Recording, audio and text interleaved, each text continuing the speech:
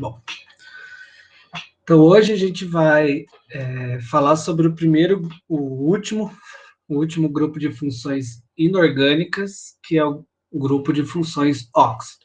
Essas funções químicas é a função química óxido.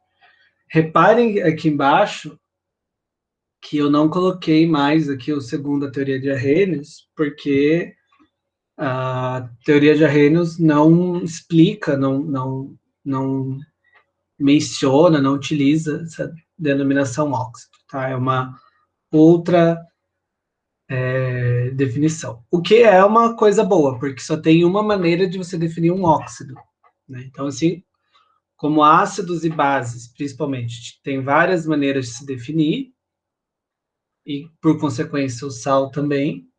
Para óxido, tem uma definição só e pronto. Então, todo mundo considera óxido da mesma forma. Não existem outras maneiras de explicar o que é esse óxido.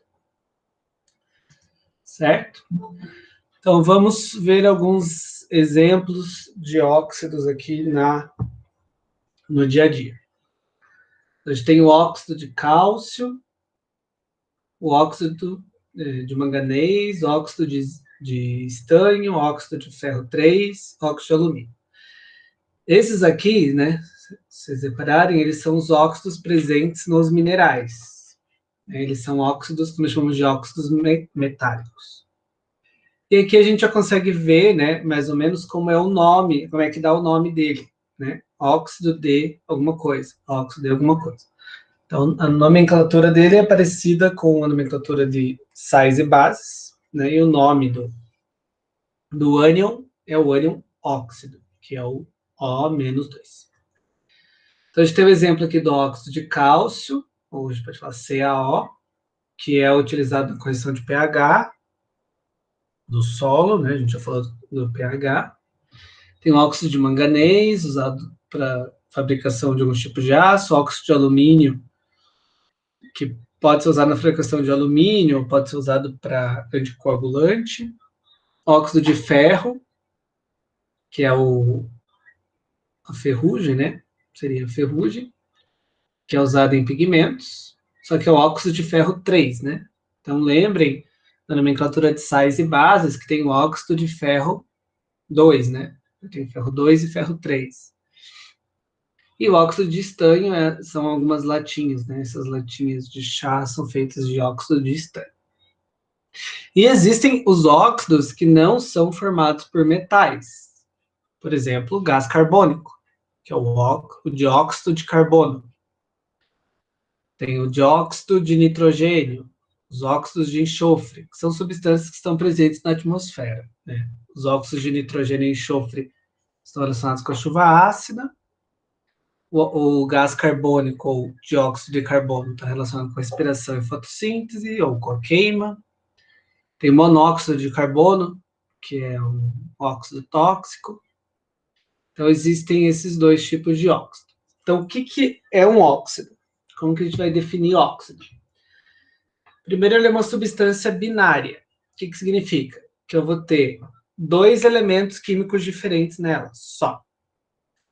Então, se for uma substância que tem mais elementos químicos presentes, ela não é um óxido. Por exemplo, H2CO3, que é o ácido carbônico, não é um óxido. Na verdade, ele é um ácido, né? Está no nome dele lá. Só que não é qualquer substância binária. Porque, por exemplo, a gente tem o cloreto de sódio, que é uma substância binária, né? Tem sódio e cloro. É uma substância binária com o oxigênio como elemento mais eletronegativo, certo? Então, o oxigênio, nesse composto, é o elemento mais eletronegativo. Como que isso é representado nas fórmulas químicas, né? O elemento eletronegativo vai no final, né, da fórmula, e o eletropositivo vai na frente. Por isso que eu falo sempre, né, o oxigênio eletropositivo no ácido, né, que a gente coloca como H no início da fórmula, né, a maneira mais adequada de se referenciar ele é o hidrogênio eletropositivo. Então, o oxigênio, ele sempre é o eletronegativo, como só tem dois, o outro tem que ser o eletropositivo, né? Então, sempre tem essa diferença de eletronegatividade. Beleza? Então, elementos com compostos com dois elementos, sendo oxigênio mais eletronegativo, óxido. Só tem uma exceção a essa regra, que é, né, esse elemento, esse composto químico aqui,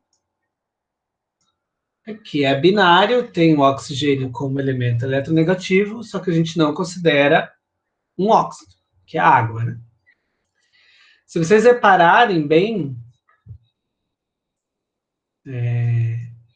a água pode ser representada assim, né? Então, a água é uma substância que pode ser caracterizado como em todas as funções, porque ela tem o hidrogênio eletropositivo, né, que é liberado em água, ela tem o íon hidróxido, que é liberado em água, né, então ela pode ser entendida como um ácido, como uma base, ela é um produto de uma reação de neutralização, e ela tem o oxigênio como elemento mais eletronegativo num composto binário. Então, obviamente, a gente não classifica a água em nenhum deles. A água é um elemento, uma substância bastante particular, né? Assim como o elemento químico hidrogênio não é classificado em nenhuma família, a água não é classificada em nenhuma função química. Ela é um composto bem particular. Então, se vocês observarem aqui, sempre vai ser um elemento binário, um composto binário com oxigênio mais eletronegativo. Mas a gente já consegue ver duas diferenças, né? Uma diferença importante. Existem dois tipos de óxido, né, que são esses dois, né, metálicos e não metálicos, e eles vão dar toda uma série de propriedades para eles. E aí que a gente retoma, que a gente estava explicando lá no conteúdo de ligações. Então, veja, existe uma possibilidade de eu ter um ametal ligado com oxigênio, no caso, CO2, dióxido de carbono. Nesse caso, esse composto é uma molécula, concordam? Porque ele faz ligação covalente. A gente algumas delas, inclusive, são os exemplos que a gente usou lá para fazer as atividades. Então, o carbono e os oxigênios estão compartilhando elétrons. Então, isso aqui é um composto covalente, por isso que eu coloco o ametal com o oxigênio. Porém, né, existe a possibilidade de eu ter um metal ligado com o íon óxido. Por que eu coloquei íon óxido? Porque esse oxigênio aqui não é o elemento químico oxigênio, que nem esse. Ele é o íon óxido, ele já recebeu 2 elétrons. De quem? Do metal, logicamente. Então, esses de baixo são compostos iônicos. Os de cima são compostos moleculares. Né? E todas as propriedades se aplicam. Né? Então, os compostos moleculares, baixo ponto de fusão e ebulição, então todos esses são gases. Compostos iônicos com alto ponto de fusão e ebulição, então todos esses são sólidos. Esses, quando dissolvidos, a maioria dos óxidos não é solúvel diretamente, mas quando dissolvidos, conduzem corrente elétrica em solução aquosa, os de cima não, e todas aquelas propriedades aqui se aplicam. Ok? E daí tem uma coisa mais interessante ainda aqui. Se a gente for comparar, né, essas fórmulas aqui, esses compostos, com os ácidos que nós estudamos, o que a gente vai perceber? Por exemplo, vamos fazer esse com o CO2. O CO2, se ele reagir com a água, né, a gente vai perceber a formação de H2CO3. Né? Então, o gás carbônico borbulhado em água produz, então, o ácido carbônico. Agora, esse Na2OH, vou pegar o CO, que é mais fácil. O óxido de cálcio em água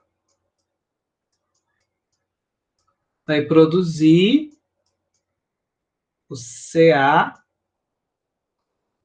CaOH2, que é o hidróxido de cálcio. Então, os ácidos que são metálicos, ou seja, tem metal, né? Eles produzem bases em solução aquosa. Ou seja, eles podem reagir com ácidos, né? Fazendo a neutralização de ácidos com base. Já esses compostos não metálicos, né? Os óxidos não metálicos ou moleculares, ao reagir com bases, ele vai neutralizar a base. Por quê? Porque ele vai produzir um ácido. Então, o grupo dos óxidos, ele tem uma relação muito grande com os grupos anteriores, embora, né, não tenham sido classificados a partir deles. Ok? Então, isso que é interessante para os óxidos. Eles têm uma aplicação bastante grande. Nomenclatura, né, que é a parte que eu não gosto, mas enfim, vamos lá. Como tem dois grupos, né, os iônicos e os moleculares, o nome é um pouquinho diferente, mas não tão diferente que nem dos ácidos. No caso aqui dos iônicos, né, que é o que tem o metal, vai ser sempre óxido de e o nome do elemento. Às vezes precisa colocar aquele número, né, que nem eu falei, óxido de ferro 2, óxido de ferro 3. Aqui no exemplo, óxido de cobre 1, vai ter esse aqui, que é o óxido de cobre 2. Mas o nome vai ser sempre óxido do metal que está ligado a ele. Quando o metal só tem uma possibilidade, que é o sódio, simplesmente óxido de sódio, óxido de cálcio. E aqui, o que ele está representando com essa seta aqui? É o que eu tenho tentado mostrar para vocês, que a gente tem que fazer o balanceamento das cargas eletrônicas. Então, o óxido, ele é sempre 2 menos, né? Porque o oxigênio tem 6 elétrons, recebe sempre 2. Como o sódio só tem 1 mais, né? Ele só perde 1 elétron, eu preciso de 2 átomos de sódio para doar, né, 2 elétrons para o oxigênio. A gente já fez esse exercício lá, sem dar nome, né? A ideia era fazer essa transferência. Cada átomo de cálcio doa 2 elétrons. Cada átomo de oxigênio recebe 2 elétrons. Então, um átomo de cálcio é suficiente para fornecer todos os elétrons para o oxigênio. Aqui é parecido com esse, ó. O cobre 1, por que ele chama cobre 1? Porque ele perdeu 1 elétron.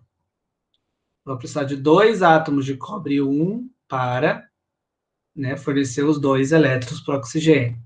Esse aqui é o cobre 2. Como eu sei que é o cobre 2? Porque o oxigênio é menos 2, e se eu usei um cobre só, esse cobre doou 2 elétrons para o oxigênio. E aqui, aquele exemplo, né, que é o caso mais extremo, que o oxigênio recebe 2, e esse ferro é o ferro 3, né? Perde 3. Então, vou precisar de 2 ferro 3 para doar 6 elétrons, e com isso eu consigo, né, estabilizar 3 átomos de oxigênio que vão receber esses 6 elétrons. Tá?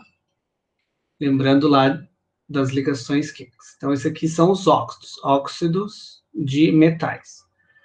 Quando eu tenho os óxidos moleculares, ou os óxidos não iônicos, ou não metálicos, também pode ser um caso, vai ter algumas palavrinhas a mais só. Então, vejam que a parte central é óxido de e o nome do elemento. Só que acontece, na maioria das vezes, eu tenho vários óxidos do mesmo elemento. Então, eu não poderia usar óxido de carbono, porque tem 2, e eu nunca ia saber qual é. Então, o que eu tenho que dizer? A quantidade de oxigênios e a quantidade de carbonos. A quantidade de oxigênios e a quantidade de carbonos. Então, um oxigênio, monoóxido. Só que daí, né, para português, junta as letrinhas ali, faz monóxido. Como só tem um carbono, eu não preciso colocar o mono na frente, senão vai ficar muito esquisito. Então, fica monóxido de carbono. 2 oxigênios de dióxido de carbono. 3 oxigênios, né? Então, trióxido de enxofre. E daí eu posso ter o dióxido de enxofre. 7 oxigênios, né? Hept. Então, heptóxido de dicloro. É um nome bem feiozinho, mas é o nome dele. Então, eu tenho todas as possibilidades. Monóxido, por exemplo. Eu posso ter monóxido de nitrogênio, né? Monóxido de nitrogênio, dióxido de nitrogênio e monóxido de dinitrogênio.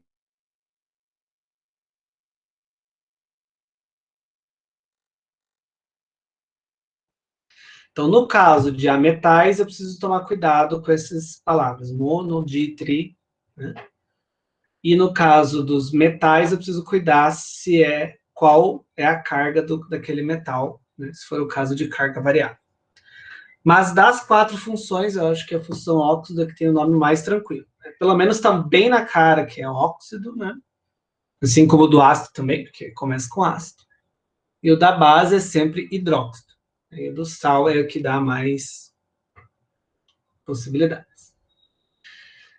Então, lembram lá que a gente viu ali já no início que tem o sal que reage com os ácidos, né? O óxido que reage com os ácidos e o óxido que reage com as bases. Isso era o que a gente pensava, né? Que se pensava no início. Então, o óxido ácido é aquele que, né, vai reagir com a base. Ele tem caráter ácido. Ele forma ácidos em solução aquosa e neutraliza as bases. Ele é um composto molecular. Espero que isso já tenha, né, ficado claro. Né? Composto molecular formado de ametais. O contrário é o composto, é o óxido básico, que vai reagir, então, com os ácidos. Então, em água, eles produzem bases e reagem com ácidos, neutralizando os ácidos. Então, eles são sempre iônicos. Existe também essa possibilidade aqui, ó, que são óxidos anfóteros. Anfótero. Uma substância anfótera é que tem as duas propriedades ao mesmo tempo. E daí vai depender do que eu estou falando. Como o ácido ele pode ser, o óxido ele pode ser ácido ou básico, um óxido anfótero tem as duas propriedades. Tá, como que ele é ácido e básico ao mesmo tempo?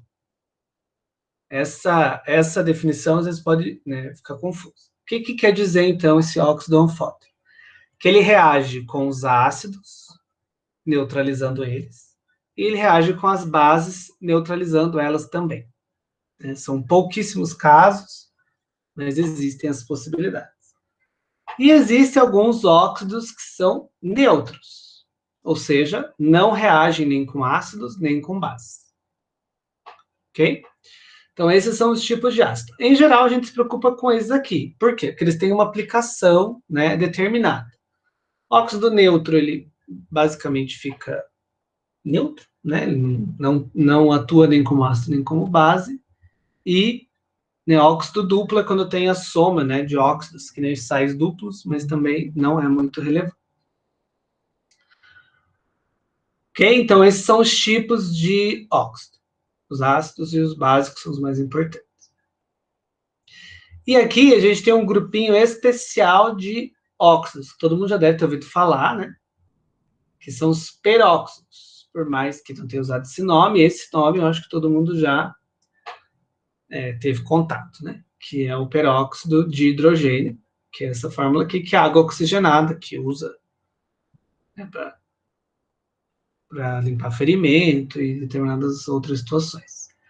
Então, os peróxidos, eles sempre vão ter essa estrutura aqui, o O2 junto. Então, ao invés de ser O, né, só o íon óxido, é o íon peróxido. Né, é um outro nome.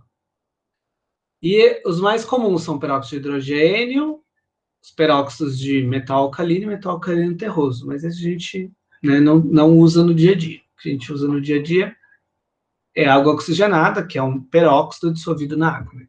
Ele não é puro. 10 volumes significa 10%, 20 volumes, 20%. Então, só para vocês conhecerem que existe um tipo especial de óxido que é o peróxido. E tem outros também, mas nós não vamos olhar aqui. Okay? Então, essa parte dos óxidos é mais tranquilinha. E daí o que acontece? Como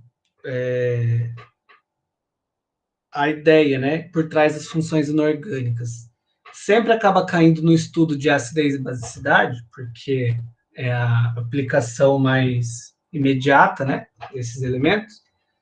Em geral, né, vocês vão perceber que a preocupação, né, que se tem é o que eu posso usar para diminuir a acidez ou aumentar a acidez em determinadas situações.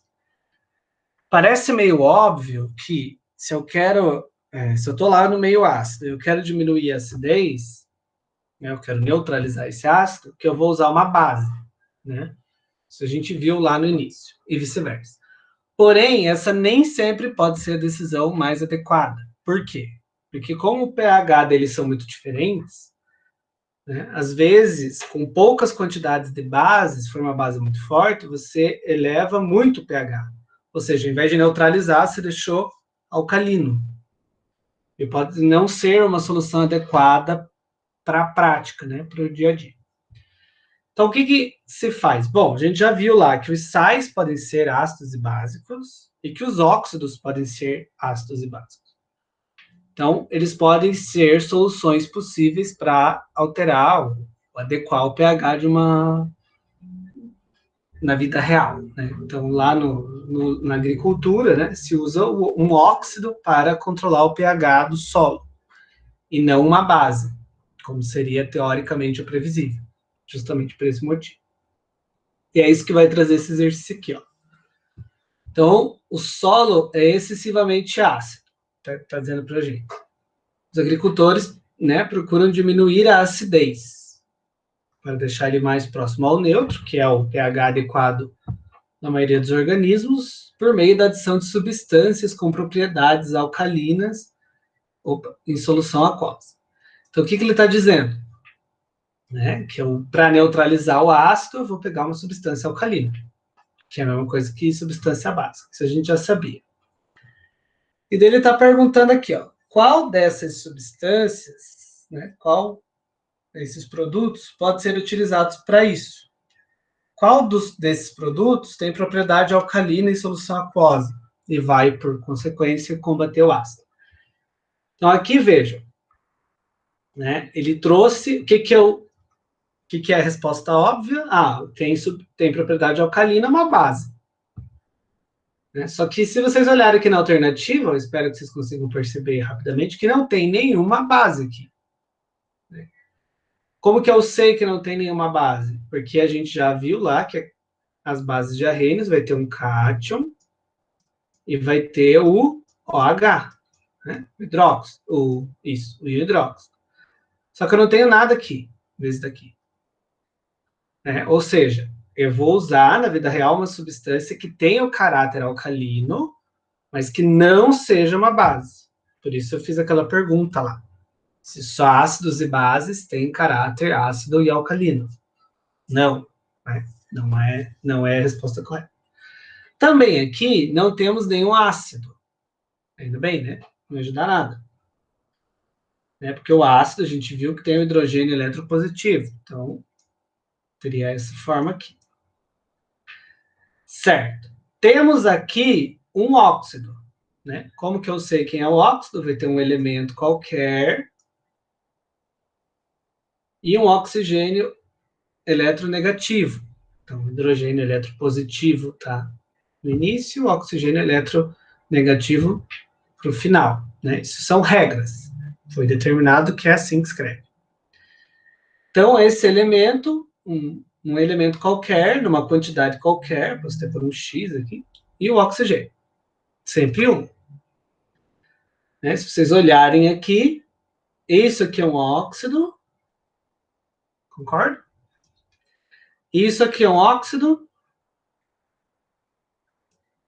Isso aqui é um óxido, tudo óxido.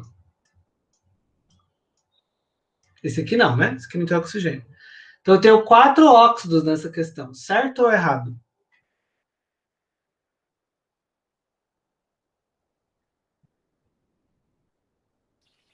Todos esses que eu circulei aqui com quadradinho são óxidos, sim ou não? Eu acho que sim. Ó, sim? O que é um óxido? Eu tenho que ter o oxigênio no final e um elemento químico só ligado a ele. Só um. O que eu tenho aqui? O oxigênio no final. Quem que é esse cara aqui? Cloro. Esse aqui? Potássio. Eu tenho 2 elementos aqui. Então, isso não pode ser um óxido. Para o óxido, tem que ter um só. Um elemento. Tá? Vamos olhar esse aqui, ó. Eu tenho aqui nitrogênio, hidrogênio, nitrogênio de novo. Né? Ou no caso, o amônio, né? Com um outro nitrogênio. Então, isso aqui não é um óxido. Esse aqui tem o sódio e o enxofre. Também não é um óxido. Esse aqui tem o quê? Cálcio e oxigênio. Então, isso aqui é um óxido. Esses 3 de baixo não são. Outra dica, entre aspas, né? Que nesse caso seria fácil. Eu sempre tenho que ter um átomo de oxigênio aqui. Então não pode ser O2, O3, O4, como é o caso que tem aqui. Beleza? Aquilo que eu falei da quantidade, só para prestar atenção, porque eu posso ter isso aqui, ó. Na2O. Então eu tenho oxigênio, e eu tenho um elemento químico aqui, que é o sódio. Eu tenho 2 átomos, mas eu tenho um elemento só. Então, esse aqui é um óxido. Certo? Então, preste atenção.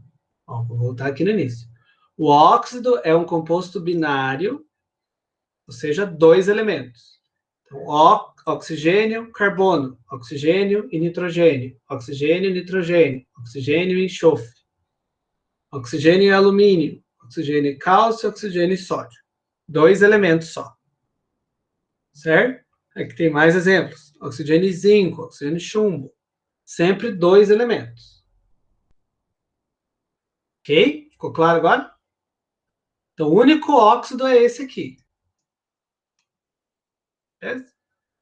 Não é essa a pergunta, mas achei importante e ainda bem que eu escrevi, porque né, teve dúvidas. Mas agora entenderam? Sim, agora sim. Tá. Então, se não é um óxido, né, já vimos que não é óxido. Não é base, porque não tem OH. Não é ácido, porque não tem OH na frente. O que são essas coisas aqui?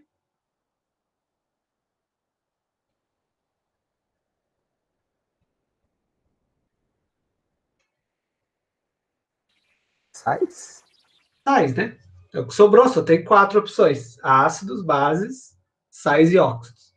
Então, esses aqui são sais, né? Se eles são sais, de onde eles vieram? De uma reação entre um ácido e uma base. Por que eu estou chegando aí? Porque eu tenho que fazer todo esse caminho para descobrir qual é a resposta. Na verdade, eu não preciso fazer tudo, né, para todas, se eu souber chegar direto na resposta. Mas, né, vamos fazer pelo caminho didático. Por quê? Porque para descobrir, vamos voltar aqui. Vamos voltar lá na aula de sais que eu fiz uma mudancinha. Rapidinho. Para descobrir se o sal é básico, né, ele tem que ter sido formado por um ácido fraco com uma base forte. Eu acho que essa é a parte mais difícil de toda coisa. Mas a gente vai retomar ela mais para frente. Para descobrir se o sal é ácido, ele tem que ser formado por um ácido forte e uma base fraca. Para descobrir se o sal é neutro, né, para determinar que ele é neutro, ele tem que ser formado de um ácido forte e uma base forte. Ah, mas eu ainda não sei o que é ácido forte e base forte. Então dá uma voltada lá para trás, se der tempo eu comento no finalzinho, para descobrir quem é. Infelizmente é mais na parte do decoreba. Aqui tem um exemplo. Vou pegar um de cada. Então, NaCl, cloreto de sódio, ele veio do hidróxido de sódio, que é uma base forte, com ácido clorídrico, que é um ácido forte. Logo, né, o ácido forte neutraliza toda a base forte e o produto é neutro. Aqui, esse sal aqui, ele veio de uma base forte, o acetato de sódio. Ele veio de uma base forte e o ácido acético, o ácido etanóico, é um ácido fraco. Ou seja, o ácido fraco não consegue neutralizar todo o caráter alcalino. Então, a solução resultante é básica. E esse aqui, esse exemplo, vem do hidróxido de amônio, que é fraco, e do ácido clorídrico, que é forte. Então, é o contrário.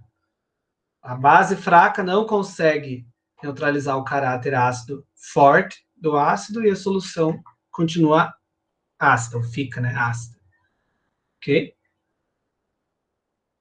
Aqui eu fiz para outros sais, né, para ver se vocês, né, por exemplo, esse, ele vem do ácido sulfúrico, né, sulfato de cobre 2, vem do ácido sulfúrico, que é forte, e do hidróxido de cobre 2, que é fraco. Então, a base fraca não consegue neutralizar todo o ácido forte, fica um sal ácido. O carbonato de potássio vem do ácido carbônico, que é fraco, e do hidróxido de potássio, que é forte. Então, né, base forte com ácido fraco, sal básico. Ah, mas como que eu sei de onde ele veio? Bom, o potássio, para a base, é super mais fácil, né? Porque o potássio é um metal, então a base correspondente a ele é o KOH, não tem mistério, né? Esse carbonato aqui, eu vou lá na tabela, acho ele, tá aqui pelo meio, ó, carbonato. Carbonato é CO3 menos 2, ou seja, ele recebe 2 elétrons. Então, eu preciso de 2 hidrogênios para combater ele, dá 2 CO3. Ah, como que eu sei que ele é fraco? Essa é uma exceção, né? Mas para os ácidos que têm oxigênio, eu faço a continha aqui. Para ser forte, a quantidade de oxigênios menos a de hidrogênios tem que dar 2 ou 3. Isso é um macete, lembre que isso é um macete. Bom, voltando. Para responder essa questão, que é do Enem, eu teria que fazer todo esse caminho. Então, esse sal é o cloreto de sódio. Eu tenho que descobrir o ácido que ele veio e a base que ele veio. Né? Então, é Na+, porque o sódio perde um elétron, e o cloro recebe um elétron. Quando que a gente viu isso? Lá no passado, vendo a tabela periódica. Então, ele veio do NaOH e do HCl. Bom, sabendo isso, já é 99%, parabéns. Bases fortes da família 1A. Quem está na família 1A? Lítio, sódio, potássio, rubídio, césio e frâncio. Em geral, lítio, sódio e potássio é o que aparece. Então, base forte. Ácido clorídrico.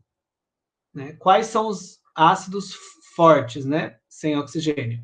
Clorídrico, bromídrico e iodídrico. Família 7A, o oposto. Então, ácido forte com base forte, esse sal resultante vai ser neutro. Ou seja, se ele é um sal neutro, ele não consegue diminuir a acidez, porque o neutro não tem efeito nenhum. Ok? Vamos ver isso daqui, ó. Na2SO4. Na a gente já sabe, veio do NaOH. Ah, mas tem 2. Sim, só foi usado 2 NaOH. Sulfato, SO4, vem do H2SO4. 4 menos 2 dá 2. Então, esse é forte, esse é forte. Sal neutro. Aqui. NH4NO3. Posso ler isso aqui. Ou nitrato de amônio. Esse é o nitrato, esse é o amônio. Ok. Tá gravando ali, depois dá uma olhadinha. Então, o amônio veio do NH4, OH, que é uma base fraca. O nitrato vem do HNO3, que é um ácido forte, um ácido nítrico, né? 3 menos 1 dá 2. Então, base fraca com ácido forte, esse cara tem caráter ácido. Se eu tô com meio ácido e jogo algo ácido em cima, qual que vai ser o resultado? Algo mais ácido ainda, né? E eu não quero, eu quero diminuir a acidez. Então, não pode ser esse. E por último, o perclorato de potássio, o nome desse sal, bem diferente, né? Então, ele vem do KOH, hidróxido de potássio, família 1A, lítio, sódio de potássio. Tá forte. E o ácido perclórico é o HClO4. 4 menos 1 dá 3, então esse é forte também. Ok? Então é assim que a gente descobre se o ácido descobre não, assim que a gente prevê se o sal é ácido, básico ou neutro. Então, eu já coloco uma fórmula do básico aqui só para a gente ver, né? Não ia aparecer no exercício, porque só tem que ter uma resposta certa. Bom, vamos trazer isso aqui para cá. A resposta tem que ser esse aqui, né? Que é o CaO. Então, por que ele funciona? Porque eu quero em solução aquosa. Então, eu quero pegar o óxido de cálcio e colocar em água. Né? Nem preciso fazer solução porque tem água no solo, né? O que vai acontecer? Óxido metálico na água forma uma base, que é o hidróxido de cálcio. Esse hidróxido de cálcio é uma base, né? Alcalino. Então, ele diminui a acidez. Então, para corrigir o pH do solo, eu uso óxido de cálcio. Ah, mas eu já sabia, né? Sei lá, eu faço plantação em casa, você tem uma fazenda, ok, mas, né? A ideia química por trás de tudo isso é essa daí. Como que seria um sal, então? O sal alcalino, que eu poderia tentar pôr aqui. Né? Ele tem que vir de uma base fraca, aliás, uma base forte com ácido fraco, né? Para ficar básico ainda. Então, ele pode ser o Na2CO3, por exemplo. Né? Então, esse aqui veio do NaOH e esse aqui veio do H2CO3. Ácido fraco com base forte, sal alcalino. Então, ao invés de usar o óxido de cálcio, eu posso usar o carbonato de sódio. A princípio, está tudo ok. Né? E vamos supor que ela tivesse colocado o NO2 aqui. Primeiro que não faz sentido nenhum, né? Porque é um gás, mas sei lá. Às vezes as provas trazem umas questões esquisitas. Juntando aqui com a água, vai formar o HNO3, que é ácido.